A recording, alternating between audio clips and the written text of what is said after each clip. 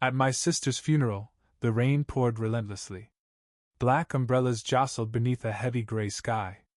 The sound of soil striking the coffin blended with the choked sobs of a few relatives. I stood there, heart heavy, wondering how I could possibly go on when Chelsea, my only twin, the one who had been by my side since birth, was gone forever. The grief tore through me, leaving me almost numb. Then, suddenly, my phone lit up with a message from an unknown number. On the rain-blurred screen, just a few words appeared: "I'm alive." That's not me in the casket. My body froze. My hands shook so violently I almost dropped the phone. My heart felt like it had stopped. Who had sent this? Could it really be Chelsea?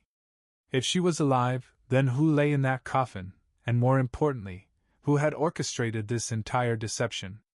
My name is Scott Newman, 33, an ordinary worker from Flint, Michigan. I never imagined my life would descend into a nightmare like this. To understand why everything led to that moment, standing at my sister's grave, staring at that message, I have to start from the beginning. From our childhood, when Chelsea and I were just two kids clinging to each other amid a broken home.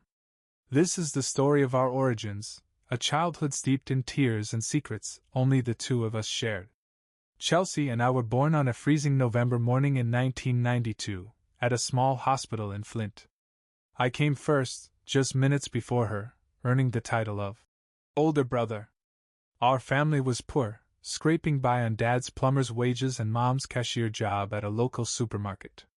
They had married young, full of dreams that life quickly turned into burdens. Flint was in decline, General Motors cutting jobs, our parents struggling with mounting bills. We lived in a small, two-story house with peeling walls and a leaky roof. It wasn't cozy, it felt like a battlefield. From a young age, it became clear our parents didn't really want us. Their constant arguments echoed through thin walls. Why did we even exist? They only made everything worse. I remember hiding under the blankets with Chelsea, listening to Mom scream late into the night while Dad came home drunk, reeking of alcohol. Financial pressure had turned our parents selfish, seeing us as burdens, extra mouths to feed they barely had the means to support. Chelsea and I became invisible, surviving only by leaning on each other. As twins, we looked strikingly alike: dark brown hair, blue eyes, crooked smiles that tried to hide our sadness. But our personalities differed. I was the protector, strong and steady, while Chelsea was clever and dreamy, always finding ways to make life a little brighter. By age 6, we learned to fend for ourselves.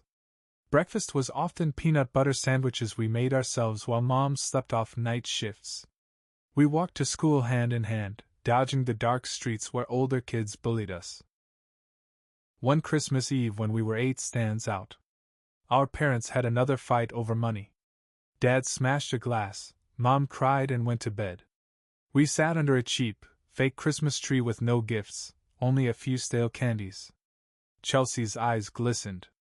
"Scott, did Santa forget us this year?" I swallowed my own tears and hugged her. "No way. He's just busy. I'll be your Santa. Tomorrow I'll find something for you." And I did. I sneaked out, collected pretty stones by the river, and drew clumsy pictures on them with colored pencils. Chelsea's face lit up. "You're the best brother in the world," she said, hugging me tight. In that cold, broken house, we found warmth in each other. As we grew older, around 12, we took odd jobs to support ourselves. Flint wasn't kind to kids, but we were resilient. I delivered newspapers in the early mornings, snow biting my skin. Chelsea babysat for a neighbor, earning a few dollars an hour. We shared everything. Half for school supplies, the rest for ice cream on sweltering summer days. "I'm saving for books. You can buy whatever you want," Chelsea would say. But most of it went to her. We hid our money under the bed in an old tin box, afraid our parents would find it and take it. Evenings were the worst. Their shouting, the clattering of objects, all rose from the living room. We hid in our bedroom, locking the door tight. Chelsea buried her face in her pillow as I held her, telling stories to keep the fear at bay. "Imagine," I whispered. "One day, Chelsea, you'll leave this place. You'll live somewhere beautiful. I'll work hard. You'll study well. We'll have our own house. And for those brief, fragile moments, hope felt real. She'd nod, wiping her tears, and say, "We'll never fight like Mom and Dad, right?" I promised her that, though deep down I knew life wasn't that simple. Our childhood was tense, not the exciting kind of adventure, but a constant undercurrent of stress. In school, Chelsea excelled far beyond me. She devoured books from the library, while I preferred hands-on work, fixing bikes for neighbors to earn a few extra dollars. Still, we always shared. She taught me math, and I taught her to swim in the Flint River, even though the water was dirty and dangerous. One summer afternoon, a strong current nearly pulled her under. I dove in and dragged her to shore. Both of us were coughing and gasping. "You saved me," she whispered, clinging to me. In that moment, I realized she was more than my sister, she was a piece of my soul. The harsh years in Flint forged us into resilient people, but as we turned 18, our paths began to diverge. Chelsea, with her sharp mind and ambitious dreams, was destined to soar far from Flint. I chose to stay, tethered to its dusty streets and the simplicity of everyday survival. That was the beginning of a journey either of us could have foreseen. A journey that would eventually lead to dark secrets, that rain-soaked funeral, and the message that upended my world. I still remember the day Chelsea received her scholarship to a university in Boston. The yard was littered with golden leaves, and the air was crisp with fall. We sat on the front steps, breaths mingling in the cold air, as she opened the envelope. Her hands trembled, then she screamed with joy. "Scott! I got in!" Her eyes sparkled, the whole world seeming to unfold before her. I hugged her tightly, pride and fear mingling in my chest. Proud, but afraid, the distance between Boston and Flint threatened to pull us apart, not just physically, but emotionally. Chelsea had always been the smarter one. At school, teachers praised her, friends adored her. She had a way of making even the darkest days feel lighter. I was the opposite, struggling academically, drawn to the smell of motor oil and the hum of machinery. While Chelsea pored over homework, I was in the yard fixing bikes for neighborhood kids to earn a few bucks. Yet despite our differences, we always complimented each other. She patiently explained algebra problems, and I taught her to swim, to stay calm when the Flint River's current tugged hard at her. Those small, shared moments bound us closer than anything else. When Chelsea prepared to leave for Boston, I decided against further studies. "I'll work here, stay in Flint, and look out for you from afar," I told her one night beneath a starry sky. Chelsea took my hand. "You don't have to take care of me forever, Scott. I'll study hard, make my own way, and one day we'll live somewhere better, together." I nodded, but deep down, I knew her dreams were bigger than Flint could hold. The day she boarded the bus, I stood at the station, watching her wave through the window. "Promise you'll visit, Scott!" she shouted. "I promise, but don't forget me either," I called back. Tears streamed down her face. I turned away, hiding my own. I stayed in Flint, working in a factory making auto parts. The job was grueling, long night shifts, but steady. I rented a small apartment, lived frugally, and occasionally sent money to Chelsea for books. My life was simple: work in the morning, watch football in the evening, fix bikes for neighbors on weekends. I didn't dream as big as Chelsea, but as long as she was okay, that was enough. In Boston, Chelsea thrived. She wrote often, describing her classes, new friends, and the city's vibrancy. "Scott, Boston is beautiful. I walked along the Charles River today and wished you were here." She called every week, her voice brimming with excitement. It warmed me, though sometimes I felt left behind, living in Flint's dusty streets while she explored tall buildings and endless opportunity. Then came James, a medical student from a wealthy family in Cape Cod. "He's really nice, Scott," Chelsea said. "Not arrogant, not like other rich people." I laughed over the phone. "Watch out. Don't let him distract you from your studies." But I was worried. Chelsea was young, and I didn't want her hurt. Yet James turned out exactly as she described, kind, thoughtful, and deeply in love with her. When he visited Flint for the first time, I immediately noticed the difference. James wore a crisp dress shirt, spoke politely, and didn't look down on me, a grease-stained worker. "Chelsea talks about you a lot," he said, shaking my hand firmly. I sized him up carefully, then realized I liked him. Chelsea and James quickly became a couple, and after a few years, they married. I flew to Boston for Chelsea's wedding, my first time leaving Flint. The ceremony was held at a sprawling seaside mansion in Cape Cod, owned by James's family. I stood in a borrowed suit, feeling awkward among the elegantly dressed guests. But the moment Chelsea stepped out in her pristine white gown, all my doubts vanished. She looked like an angel, radiant and glowing. "Scott, I'm so happy," she whispered, hugging me before the ceremony. I squeezed her hand. "As long as you're happy, I'm happy." But deep down I worried. She was stepping into a world so different from the one I knew, a world where I could no longer protect her. Chelsea's married life seemed like a dream. James became a doctor, and they lived in a magnificent Cape Cod mansion with a garden overlooking the sea. Chelsea sent photos of herself smiling on a yacht beside him. "You have to come visit. The ocean here is gorgeous," she wrote. I laughed and promised I would, but my factory job kept me tethered to Flint. I was proud of her, but the distance between us grew. She was now part of a privileged world while I remained a working-class man in a declining city. Then tragedy struck. 3 years after their wedding, James was diagnosed with a rare genetic disease. "Scott, James is really sick," Chelsea called, her voice trembling. "The doctors say he won't make it." I took time off immediately and flew to Cape Cod. At the hospital, I found Chelsea at his bedside gripping his hand, eyes red from crying. James was frail but smiled when he saw me.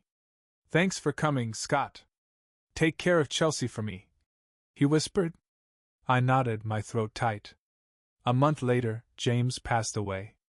Chelsea was devastated. I stayed in Cape Cod for weeks, trying to comfort her. "Scott, I don't know how to go on," she sobbed, burying her face on my shoulder. "You're stronger than you think, Chelsea. I'll always be here," I said, holding her close. But I knew her grief went deeper than just losing James. He had opened a new world for her, a world of love, security, and opportunity we never had in Flint. After the funeral, James's lawyer called Chelsea in. I went with her, still wearing my old suit. At the office, we learned that James had left everything to her. Nearly $30 million, including bank accounts, the mansion, a luxury yacht, and shares in his family's company. Chelsea gripped my hand under the table. "Scott, I don't want this fortune without James," she whispered. I squeezed her hand. "I know. But this is what James left so you could live well. You have to be strong." We left the lawyer's office in silence. The ocean sparkled in the distance, but Chelsea didn't notice. Her shoulders trembled slightly as she thought of James. That immense fortune wasn't just wealth, it was a burden, a financial trap, one that would attract attention not only from strangers but from our own family. Back in Flint, I returned to the factory, but my thoughts never left Chelsea. She stayed in Cape Cod, alone in the mansion that once rang with their laughter. I called her every day. "You okay, Chelsea? Need me to come over?" She forced a weak smile over the phone. "I'm fine. Just empty." I wanted to fly to her, but night shifts and bills kept me anchored. All I could do was warn her. "Be careful with that money. Don't let anyone take advantage of you." Chelsea nodded, but I could hear the lingering naivety in her voice, the loyalty she still felt toward our parents despite their unworthiness. Word of Chelsea's fortune quickly reached Flint. I wasn't surprised when our parents, who had once treated us like burdens, suddenly shifted their tune. One evening, Mom called, her voice unnervingly sweet. "Scott, how's Chelsea? We're so worried about her." I gripped the phone. "Chelsea's fine. She needs time." But Mom pressed on. "She's so rich now. She must want to help the family, right? You know we're struggling. I clenched my jaw, wanting to scream that they had never cared about us, but I only said, Chelsea will decide for herself. A few days later, Dad called Chelsea. She told me about it, her voice confused. He wants to fix up the house, she said, and asked if I could help with money. I sighed. Help a little if you want, but don't let them push you too far. It's your money. But Chelsea, with her soft heart, sent them a large sum, enough to renovate the house and pay off debts. I admired her kindness, but worried. Our parents' greed had no limit. They started calling more often. Mom complained about medical bills. Dad hinted at a new car. Chelsea, you have a yacht, a mansion. Why not share with us? Mom asked in a phone call Chelsea recounted to me. I was furious. They treated her like a personal bank. Chelsea, you need to be firm, I said. She nodded, but her exhaustion was audible. I just want them to be happy. They're our parents after all. I wanted to yell that they didn't deserve it, but I knew Chelsea needed time to see the truth. I also noticed a change in how they treated me. They invited me to dinner, rare in the years before. The dinner took place at the old Flint house where we grew up. Dad opened a bottle of wine. Mom smiled brightly, but I saw the calculation in their eyes. Scott talked to Chelsea for us, Dad said syrupy. She's so rich now, she wouldn't let her parents suffer, right? I gripped my fork, forcing myself to remain calm. Chelsea's helped enough. Don't ask for more, I said. Mom's face flashed with irritation. What's that supposed to mean? Family helps each other. I stood and left without another word. Deep down, I knew they wouldn't stop. The pressure on Chelsea was mounting.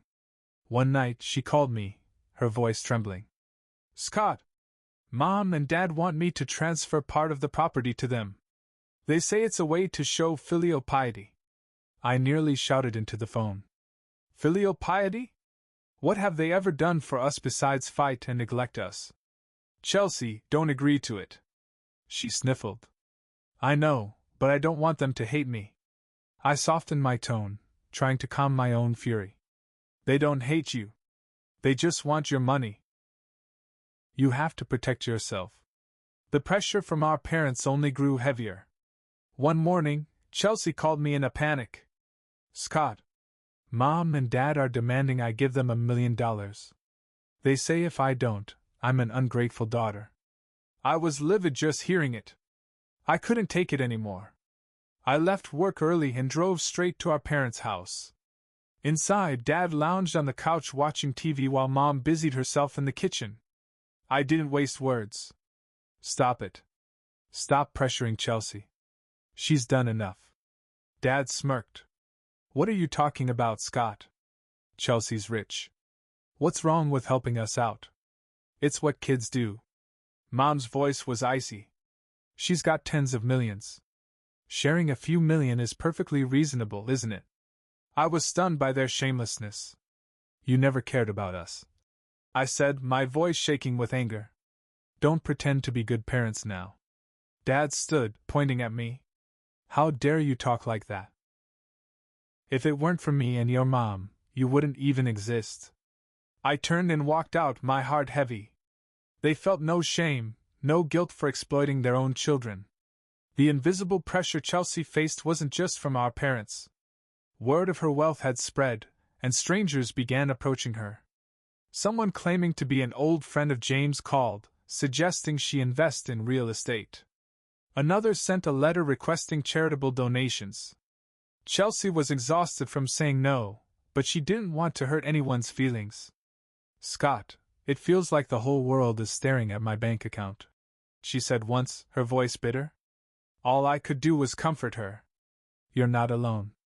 I'll always be here, standing by your side. In the months that followed, I could sense her unease in every phone call. Each time I heard her voice, I detected a creeping fear, not of losing her money, but of losing herself in the whirlwind of greed surrounding her. And most terrifyingly, our parents, who should have been her rock, were the source of the greatest pressure. One evening, as I ate instant noodles in my tiny apartment, Mom called. Her voice was syrupy sweet, sending chills down my spine. Scott, I was thinking we should organize a family trip. Chelsea has that yacht James left her, right? We could all go sailing, help her relax, and mend family bonds. I went silent. The idea sounded reasonable, but something felt off. Our parents had never cared about mending ties. They only appeared when Chelsea was sitting on a mountain of money. I immediately called Chelsea to warn her.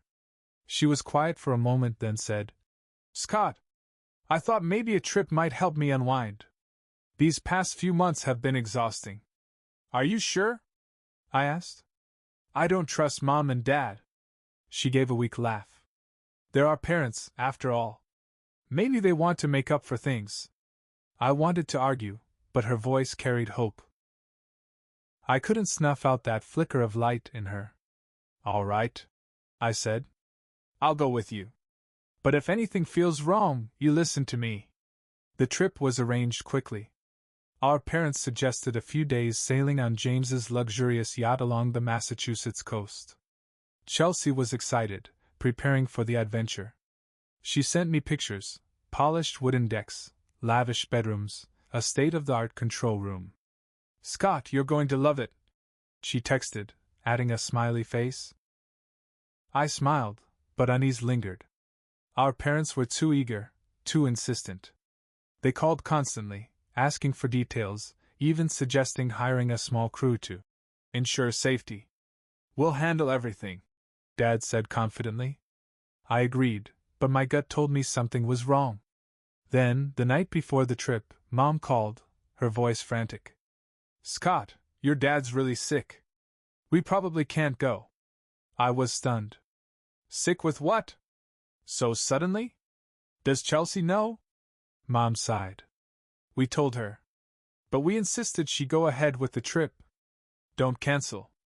She needs to rest after everything. We put so much effort into planning this. Don't let it go to waste. I bit my lip, feeling an invisible cord tightening around my chest. Are you sure? It would be better with the whole family. Mom brushed it off. It's fine, Scott. You go with Chelsea. Take care of her. Your dad's sick, so we'll join next time. I hung up, heart pounding. Something felt off, but I couldn't put my finger on it. I called Chelsea immediately. She confirmed our parents' story, her voice tinged with sadness. Mom said Dad has pneumonia and can't go. But she insists I should still do the trip, she said. I need to clear my mind after James' death. I frowned. This feels strange. Why would Dad get sick right now? Chelsea paused. Maybe you're worrying too much. It'll be fine.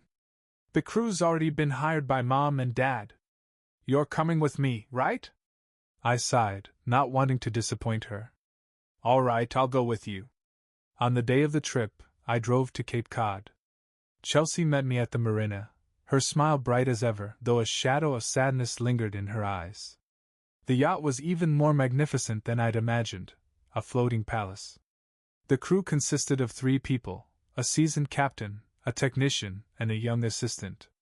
Polite, professional, seemingly competent. Everything's ready, sir, the captain said, his voice steady. Chelsea grabbed my hand, pulling me onto the deck.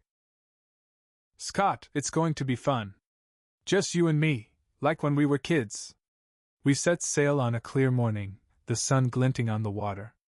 Chelsea stood at the bow, hair blowing in the wind, smiling at me. Remember when we swam in the Flint River? This is a bit fancier. I laughed, though unease knotted my stomach. I checked the communication systems and asked the captain about the forecast. Everything's fine, Scott, he said. Just a short trip. Nothing to worry about. But I couldn't shake the feeling that beneath this calm, a storm was brewing, not just in the sea, but in our own family. The first day passed peacefully. Chelsea and I sat on deck, sipping juice and reminiscing. She laughed more freely, her burden seeming lighter. By the second day, the sky darkened. Gray clouds rolled in, and the wind picked up. The captain reassured us. It's just a small storm. We'll steer around it. I nodded but told Chelsea to stay in the main cabin for safety. That night, I couldn't sleep, pacing the deck, checking everything. The communication system started acting up, radio signals weak, satellite phone dead. Probably the weather, the technician said, but the anxiety in his eyes unsettled me. At dawn on the third day, the storm hit like a beast. Towering waves crashed against the yacht, flooding the deck. Chelsea clung to my hand, her face pale. "Scott, I'm scared." I pulled her into the cabin, shouting to the captain, "Turn back! This storm isn't normal." He shook his head. "We're too far out. Turning back would be more dangerous." The wind howled, the waves roared, drowning out our voices. Everything descended into chaos. Then, like a nightmare, the yacht shuddered violently. A loud explosion came from the engine room. "The engine's gone!" the technician yelled. Waves pounded the boat, tossing it violently. I dragged Chelsea to the lifeboat, strapping a life jacket onto her. "Listen to me. If the boat capsizes, hold on to me, okay?" She nodded, tears streaming. The captain and crew scrambled for life preservers. But before I could act further, a massive wave slammed into the yacht, flipping it like a leaf in the vast ocean. I was engulfed by icy water. I surfaced, shouting Chelsea's name over the roaring waves. "Chelsea! Chelsea!" I swam, searching through debris, but saw nothing but floating fragments. My skills from swimming in the Flint River kept me afloat, but I couldn't find her or anyone. I clung to a piece of wood, calling her name until my voice gave out. Silence. Only the wind and the waves answered. I don't know how long I drifted. Hours? A full day? The storm finally subsided, but I was frozen to the bone and utterly exhausted. Hours later, a distant flicker of light appeared on the horizon. The Coast Guard arrived, hauling me onto their rescue boat. "Where are the others?" I shouted, my voice raw and trembling. They shook their heads. "We're still searching, but so far, no one else has been found." I collapsed, tears blending with seawater on my face. "Chelsea, where are you?" The Coast Guard launched a full-scale search, but no trace of Chelsea, the captain, or the crew was ever found. They brought me to shore, and I ended up in a hospital, my body drained, my mind in turmoil. Every time I closed my eyes, I saw Chelsea swept away by the waves, calling my name. I blamed myself. Why didn't I stop this trip? Why hadn't I suspected something sooner? I lay in the hospital bed, aching all over, my mind clouded as if I were still submerged in that stormy night. The room was cold, lit only by the pale daylight streaming through the window and the steady beeping of the heart monitor. I gripped the thin blanket, trying to block the memory of Chelsea being swept away. Every blink brought her voice back to me, crying out, "Scott!" amid the wind and crashing waves. I should have stopped her. I should have seen it coming. I muttered, but there were no answers, only the raw ache of loss. 2 days later, emotionally shattered and hollowed out, our parents arrived. Dad wore his old, worn jacket. Mom had a gray scarf wrapped around her neck. They looked like they had rushed over, but there was a cold tension in their eyes that sent a chill down my spine, not concern, but calculation, like actors playing a part. Mom approached first, placing a hand on my shoulder, her voice trembling, but it sounded hollow. "Scott, are you okay?" We were devastated when we heard. Dad lingered behind her, nodding slightly, but his gaze never met mine. "Thanks for coming," I said hoarsely, trying to mask my unease with politeness. Mom sat by the bed, taking my hand. "Tell us what happened on the yacht," she said, voice oddly eager. I recounted the storm, the capsizing, and my desperate search for Chelsea. Mom nodded, but her eyes sparkled strangely when I mentioned my sister. "So, you're sure you didn't see her?" she asked, her voice low, probing. I froze, a cold shiver running through me. "I'm sure," I replied, meeting her gaze. "I searched everywhere.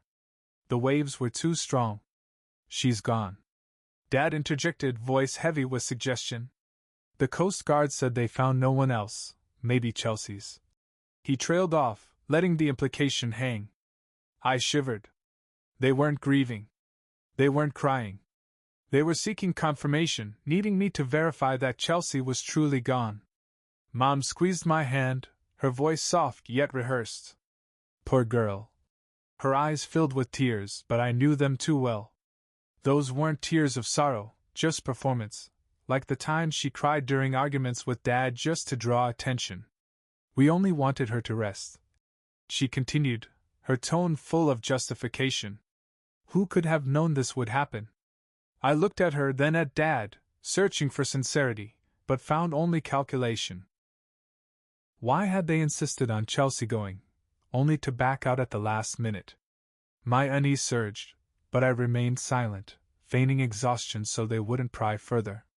Dad stepped forward, patting my shoulder. Rest up, Scott. This isn't your fault. They lingered a few more minutes, peppering me with questions about the yacht, the crew, the communication systems, and the Coast Guard's report. Each question felt like a drill, probing my pain, as if they wanted to ensure Chelsea was truly gone. When they finally left, Mom turned back, giving me a look I couldn't read. If you hear anything about Chelsea, let us know immediately, okay? I nodded, but in my heart I knew I wouldn't tell them anything, not until I understood the truth behind their behavior.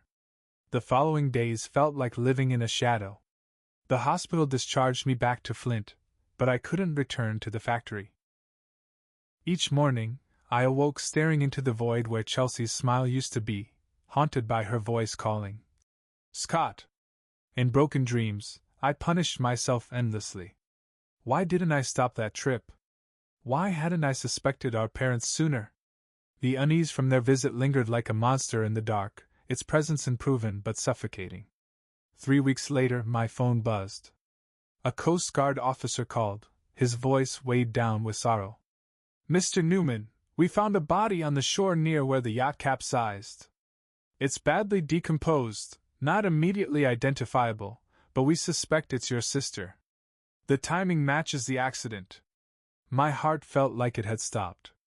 I wanted to scream that it couldn't be Chelsea, that she was alive somewhere, but the words got stuck in my throat. Thank you, I whispered, then hung up. I sank to the floor, hands clutching my head, tears streaming down. Chelsea, my sister, my twin, the one person who truly understood me, might be gone forever. I called our parents, my voice breaking. The Coast Guard found a body, they think it's Chelsea. Mom cried, but her sobs sounded hollow, like a bad performance. Oh, poor girl, she said, but I felt no real grief. Dad cut in, his tone cold and probing. You okay, Scott? Did the Coast Guard say anything else? I clenched my jaw. Not yet. They're still verifying. Days passed, and the autopsy couldn't confirm the body's identity due to severe decomposition. All they could conclude was that it was a woman and that the time of death matched the yacht accident. The remains were sent to a morgue in Cape Cod for family identification. When I walked into that cold, sterile room, my heart pounded and my hands were slick with sweat. As the white sheet was pulled back, a chill ran down my spine. The face was distorted, barely recognizable. I stared, but a nagging doubt gnawed at me. Something didn't feel right. This didn't feel like Chelsea. Yet I couldn't be certain. I requested a DNA test, but they said it could take 1 to 2 months. Meanwhile, our parents rushed the funeral arrangements. Everything was moving too fast. I chose a white coffin for Chelsea, like the dress she had worn on her wedding day. At the funeral home, I stood before photos of her on the altar, Chelsea beaming beside James, Chelsea hugging me by the Flint River with hopeful, sparkling eyes. Each image cut me like a knife, reminding me that I had failed to protect her. I wanted to scream, to smash everything, but I stood numb, letting the pain consume me. The funeral was held under torrential rain. Gray skies and black umbrellas crowded the cemetery. The sound of dirt hitting the coffin mingled with the muffled sobs of a few relatives. I stood near the coffin, hands clenched, eyes blurred with rain and tears. A few of Chelsea's friends from Boston hugged me and offered condolences I barely heard. Chelsea was wonderful, one girl said, her eyes red. I nodded, but my mind was stuck on the moment she had been swept away by the waves. I had called her name until my voice failed me. The ocean had given no answer. Our parents arrived late, dressed in black, their demeanor formal but cold.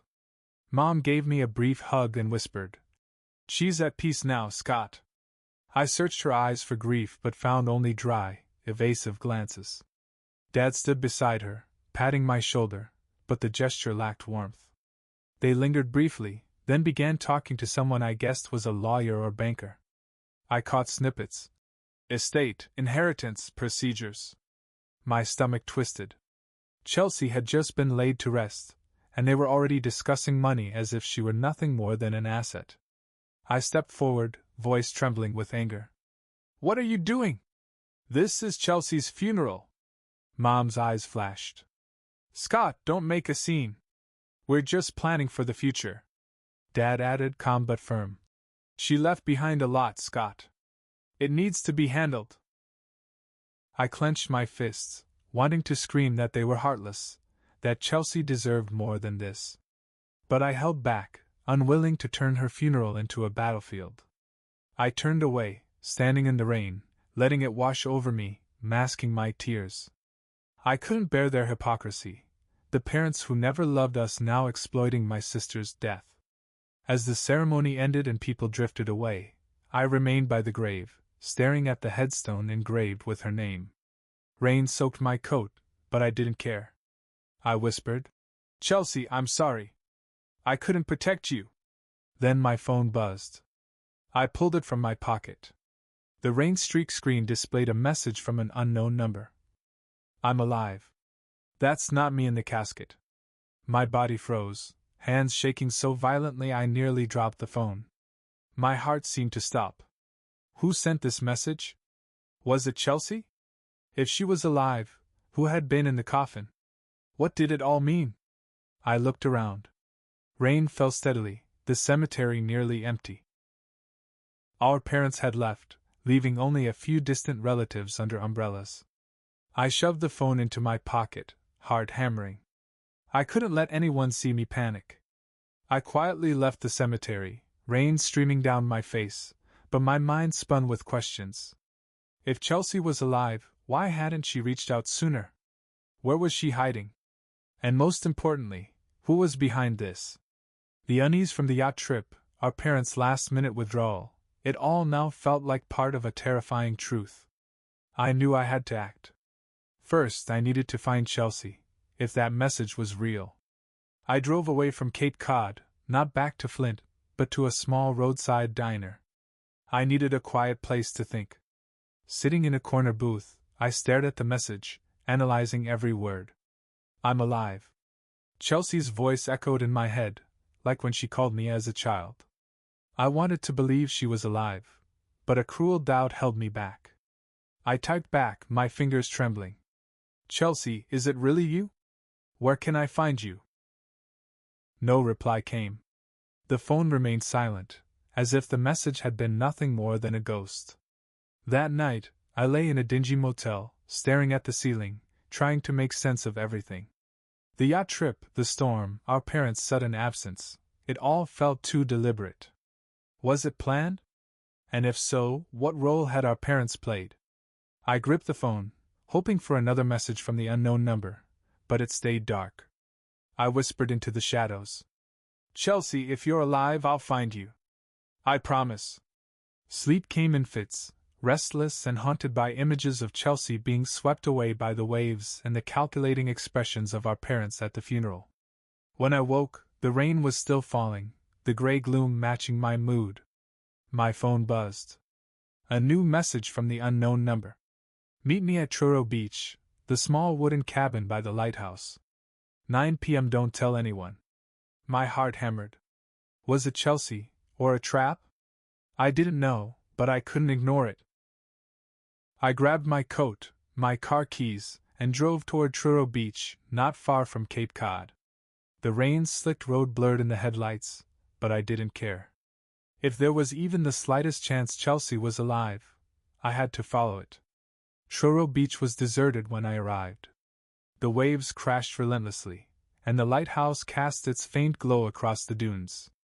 I spotted the small wooden cabin tucked behind the sand dunes, dim light spilling from the windows. I knocked, heart thundering. The door creaked open, and there she was, Chelsea, alive, though thinner, her eyes wide with worry. "Scott!" she whispered, throwing herself into my arms. I held her tightly, tears streaming down. "Chelsea, is it really you?" I stammered, my voice breaking. She pulled me inside quickly, shutting the door, glancing outside as if someone might be watching. The cabin was sparse, just a table, a few chairs, and an old mattress. She sank onto the chair, trembling, and began to speak. "A fisherman saved me," she said. "He found me drifting at sea, clinging to a piece of the wreckage. He brought me here, but I begged him to keep it secret. I'm scared, Scott. I think someone wanted to kill me." I froze, gripping her hands tightly. "Chelsea, tell me everything." She took a deep breath, her voice trembling. "The body the Coast Guard found. I think it wasn't me. Maybe it was the assistant from the crew, or someone else. I don't know. But Scott, I suspect Mom and Dad. They suggested the trip, hired the crew, and then backed out at the last minute. Mom said Dad was sick. Did you see him sick? They knew about my fortune, and they wanted it." I nodded, my chest tightening. I told her about the funeral, how our parents had discussed the estate beside the coffin, their cold, calculating expressions. "I thought the same," she said. "They weren't grieving. They were satisfied, like they knew I wouldn't come back." Tears rolled down her cheeks. "I didn't want to believe it, but it's clear now. They pushed me onto that trip even when I hesitated. They said it was to help me cope, but I felt like they wanted me gone." I squeezed her hands. "Chelsea, I'm sorry. I should have stopped that trip." She shook her head.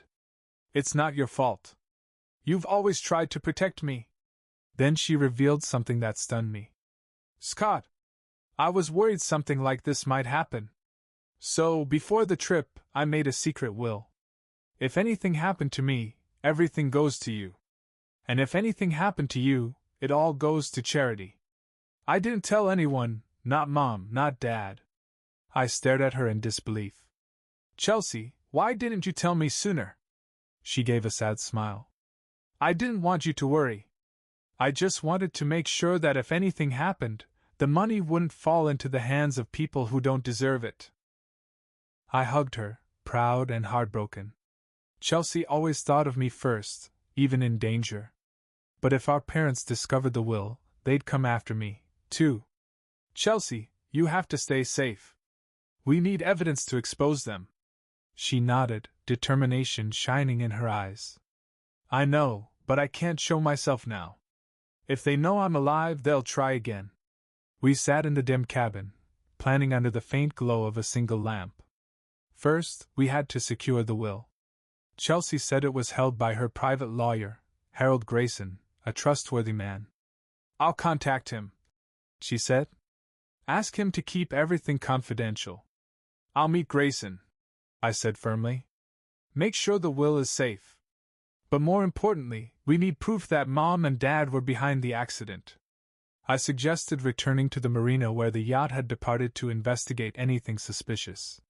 Chelsea gripped my hand. "Scott, I trust you. But you have to be careful. If they were willing to hurt me, they won't hesitate with you." I nodded, anger and resolve flaring. Our parents, who had neglected us since childhood, were now willing to kill for money. I wouldn't let them win.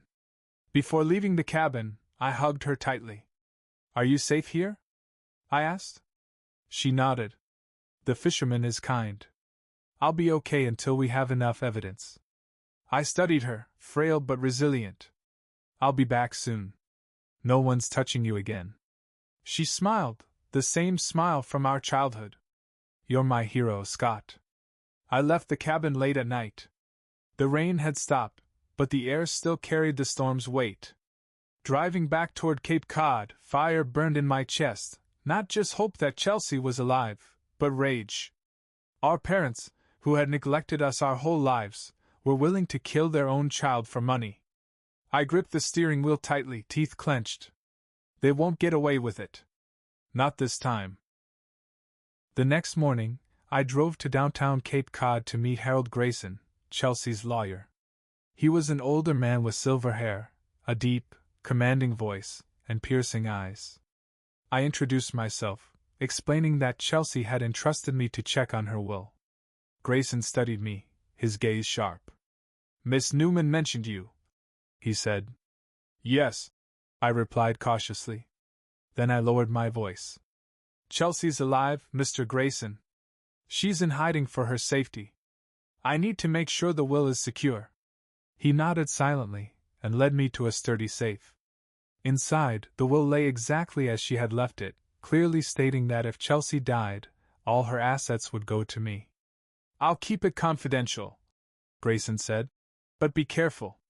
Money makes people do terrible things." I thanked him, feeling a small measure of relief. The will was safe. Now it was time to gather evidence. I drove to the marina where the yacht had departed. Cape Cod Marina was quiet in the early morning, only a few fishermen and workers tidying up. I entered the manager's office. A gruff man named Joe looked up, sizing me up suspiciously. "You're asking about the yacht that capsized, right?" "Sad story," he said. I nodded, explaining that I was the brother of the victim. Joe sighed and pointed to a dock worker mopping the floor. "Talk to Eddie. He notices things."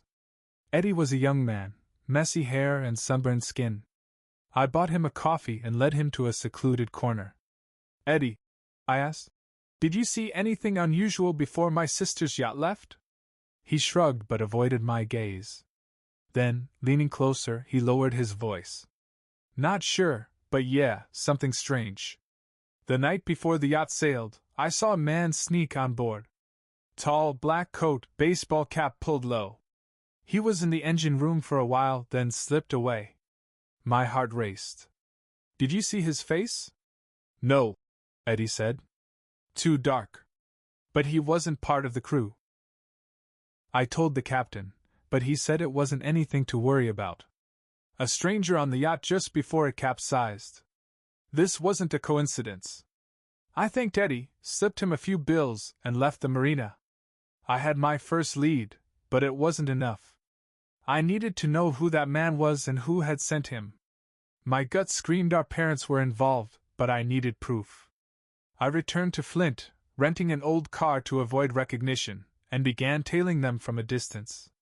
They still lived in the old house, but now with a new car and fancier furniture, clearly paid for with Chelsea's money. The first day was uneventful. Dad went to work, Mom to the grocery store. But on the second night they left together, driving to a dim bar on the outskirts of Flint. I followed, keeping my distance. Inside, smoke and loud music filled the air. My parents sat in a shadowed corner, facing a man in a black coat with a baseball cap, just like Eddie had described. My pulse raced. I sat a few tables away, pretending to sip a beer, straining to catch their words. "It's done. No one suspects the insurance money," I heard my father say. My blood ran cold. They were talking about the yacht, about Chelsea, as if she were just another business deal. When the man left, I followed him. He drove an old pickup toward an abandoned warehouse. I kept my distance, heart hammering. When he stopped, I parked behind him and stepped out. "Hey," I called. He spun around, eyes wide. "Who are you?" he growled. "I'm Chelsea Newman's brother," I said, my voice icy. "I know what you did on the yacht." He hesitated, but I moved faster, grabbing his collar and pinning him against the wall. "Talk. Who hired you to sabotage the yacht?" He trembled, struggling, but I held firm. All right, he shouted. "Your parents.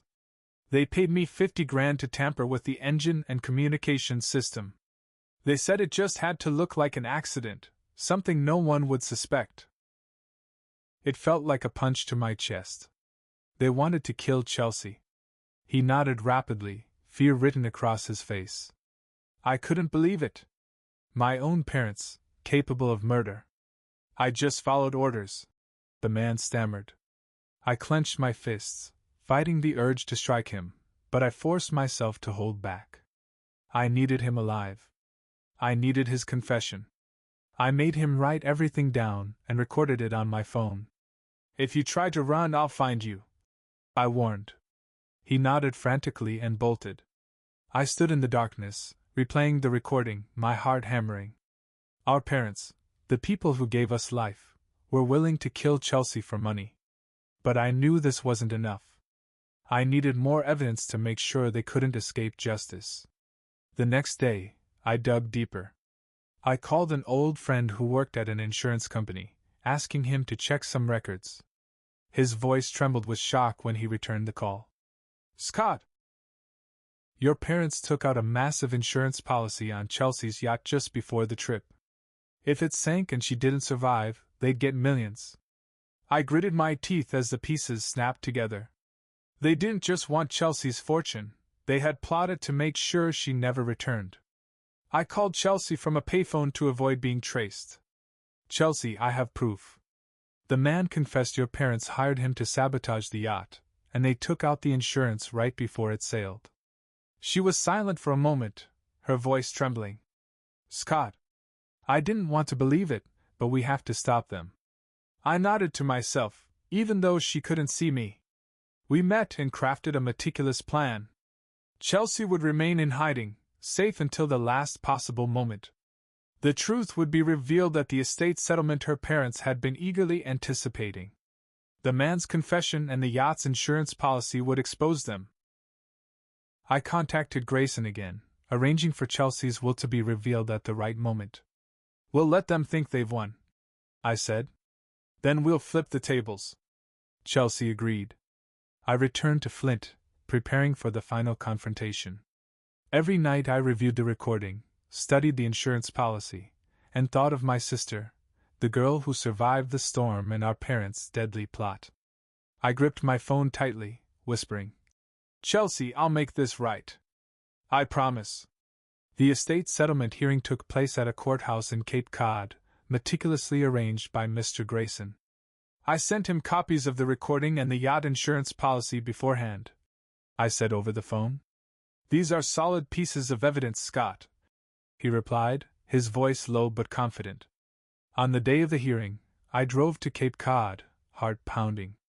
I wore my old suit from Chelsea's wedding, worn at the shoulders, but still the most formal thing I owned. In my pocket, I carried a USB with the Marina man's confession and a copy of the yacht's insurance policy. Most importantly, Chelsea would appear at the exact moment to deliver the final blow. The courtroom was small but full. A scattering of distant relatives, bank employees, and curious onlookers drawn by news of Chelsea's fortune filled the seats. Our parents sat in the front row, immaculate and confident. Mom wore a black dress, hair pinned neatly, surveying the room like a queen claiming her throne. Dad sat beside her, eyes cold and calculating, whispering to her, no doubt discussing the money they expected to claim. They had no idea I knew everything. The scheming at the funeral, the confession, the insurance policy taken out before the yacht sailed. They thought they had won, but today, I would make them fall. The judge, a middle-aged man with a stern voice, called the session to order. Mr. Grayson stood, briefly outlining the estate distribution process. Our parents sat upright, Mom even flashing a faint, smug smile, convinced the fortune was theirs. I stood at the back, fists clenched, waiting for the moment. The judge asked, Is there anyone who objects or has additional information regarding Chelsea Newman's will? Our parents glanced around, smug expressions in place, certain no one would dare speak. That's when I stepped forward. Your Honor, I said, my voice cutting through the murmurs and drawing every eye. I have critical information. Dad spun around, eyes flashing with anger. Mom gripped his hand, her face paling but still trying to maintain composure. I continued, voice steady, letting each word land. Chelsea Newman, my sister, is not dead. She's alive. And there are people in this room who plan to kill her for her fortune. The courtroom erupted in shocked murmurs. The judge frowned. Mr. Newman, do you have evidence? This is a serious accusation. I took a deep breath and stepped forward. Your Honor, I do have proof. And more than that. I have Chelsea herself. The courtroom door swung open, and there she was, Chelsea, thin but unbroken, her eyes blazing with determination. The room fell silent, as if time had stopped. Our parents leapt to their feet, faces pale, mouths agate. Chelsea! Mom screamed, panicked, not joyful. Dad clutched her hand, eyes wide as if seeing a ghost. Chelsea moved to my side, her posture steady. Your Honor, she said, voice trembling but firm. I am Chelsea Newman. I did not die in the yacht accident. I was rescued, but I had to hide because someone tried to kill me for my inheritance. Whispers rippled through the courtroom. The judge raised a hand. Miss Newman, please explain further. I stepped forward, pulling the USB from my pocket. Your Honor, I have evidence that the yacht's capsizing was no accident. A man hired by our parents confessed to sabotaging the yacht's engine and communication system. I handed the USB to a court officer. The man's trembling voice echoed through the room, damning and unmistakable. Her parents paid me $50,000 to tamper with the yacht. I didn't know they intended to kill anyone. I just followed orders. Mom screamed. Lies! We didn't do anything! But her voice faltered. The panic in her eyes betrayed her words. I pressed on. They also took out a massive insurance policy on the yacht just before the trip, with a payout of millions if Chelsea disappeared. Here's a copy. I handed the document to the judge, keeping my gaze fixed on our parents. Dad sprang to his feet. You dare accuse your own parents, you ungrateful brat? The judge slammed his gavel. Sit down, Mr. Newman. You'll have a chance to explain later. Chelsea stepped forward. I made a will, leaving all my assets to my brother, Scott Newman, if anything happened to me. My parents didn't know about it, and they tried to kill me to take my late husband's fortune. Mom burst into tears, but they were hollow staged. Chelsea, how could you say that? We only wanted the best for you. But no one believed her. Her crocodile tears were painfully obvious. The judge reviewed the documents, listened to the recording again, and fixed our parents with a stern look. These are extremely serious allegations. I will request a police investigation. Furthermore, since Miss Newman is alive, the estate remains in her possession. I grasped Chelsea's hand, feeling a weight lift from my shoulders. We had exposed our toxic parents in front of everyone, the relatives, lawyers, and those who had once pitted them as grieving victims. Chelsea looked at me, her eyes shining. Thank you, Scott. I knew you'd do it. I squeezed her hand. We did it, Chelsea. Together. The weeks that followed were painful but decisive.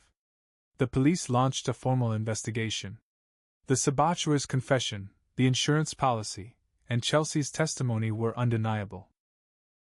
Our parents were charged with fraud, conspiracy to commit murder, and attempted theft of assets. During the preliminary hearing, I sat in the back, watching them stand before the judge. Dad kept his head down, silent. Mom raged, blaming Chelsea and me. They're framing us. Ungrateful children. But no one believed her. The judge declared our parents had forfeited all rights to Chelsea's estate, and the case would proceed to a criminal trial. I felt no triumph, only deep sadness. They were our parents, yet they had severed the last thread connecting us. Chelsea chose to cut ties with them completely. One evening, in her Cape Cod mansion, she gazed out at the sea. Scott, I never want to see them again. They were never our real family. I nodded. You don't need them, Chelsea. You have me. She turned, tears glistening. You've always been my only family. I hugged her, and for a moment, it felt like those nights in Flint, huddled in our room, sharing dreams and stolen apples. Chelsea sold the mansion, using the proceeds to establish a charitable foundation in James' name, helping children in Flint. I want to do something good, she said, echoing the generosity James had shown her. I was proud but heartbroken. Despite everything she'd endured, Chelsea's heart remained compassionate. We also reached out to the families of the captain and crew, presumed dead in the yacht accident. Chelsea offered her condolences and substantial support. On behalf of our parents, "I'm sorry," she said, eyes red, voice filled with empathy. I held her hand, amazed by her strength. Chelsea wasn't just my sister, she was the strongest person I knew.